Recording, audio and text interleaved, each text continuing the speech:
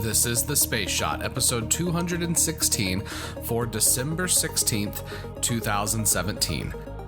Pioneer 6 and Arthur C. Clarke. Hey everyone, welcome to The Space Shot, your daily space history, pop culture, and news fix. I'm John Molnix. Last night, I caught up on some reading after finishing work.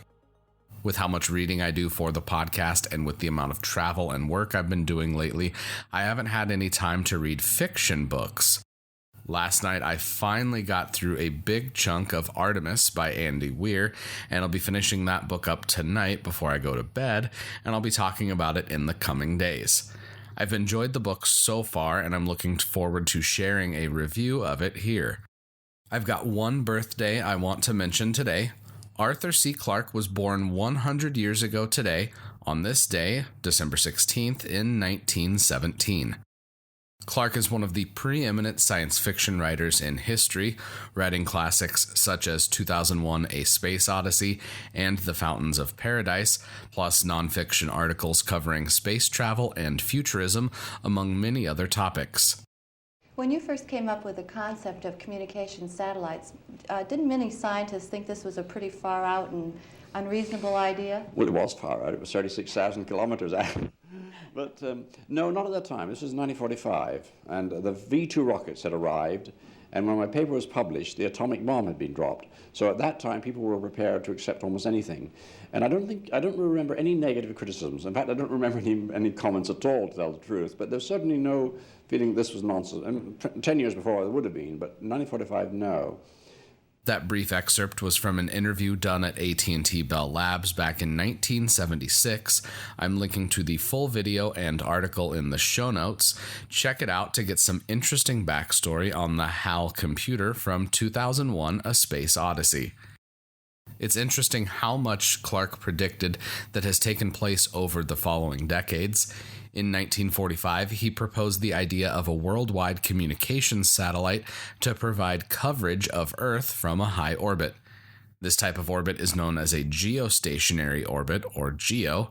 Satellites in a GEO orbit are high enough that they appear stationary above their coverage area, whereas satellites in low Earth orbit or a spacecraft like the International Space Station can be spotted as specks of light as they move across the sky in a lower orbit.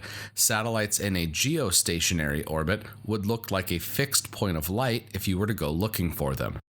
This fixed orbit above a geographic location means that satellite dishes here on Earth don't have to move to track the satellite, and if you have a satellite-based TV service like DirecTV, you use a product that's in this type of orbit. I've got one mission I want to mention today. Pioneer 6 launched on December 16th, 1965. It studied interplanetary space and helped provide information on solar weather. Quote, along with Pioneers 7, 8, and 9, the spacecraft formed a ring of solar weather stations spaced out along Earth's orbit. Measurements by the 4 Pioneers were used to predict solar storms for approximately 1,000 users, including the Federal Aviation Administration, commercial airlines, power companies, communications companies, military organizations, and entities involved in surveying, navigation, and electronic prospecting. Solar weather is something that affects all of us, and having early warning of potential solar storms can help mitigate the damage caused by those energetic particles. Brief contact was made with Pioneer 6 back in the year 2000, a remarkable feat for a spacecraft that was 35 years old at that time and had only had a design life of about 6 months. I hope you enjoyed today's podcast. Please consider leaving a review in iTunes. It means a lot to me, and it does help more people find the show. If you leave a review, screenshot it and send it to me at John Molnix pretty much anywhere on the internet, and I'll send you a Space Shot sticker and a little thank you. Also, make sure you hit the subscribe button in your podcast app of choice. That way you don't miss any of the daily episodes. As always, the show notes have more information on today's episode.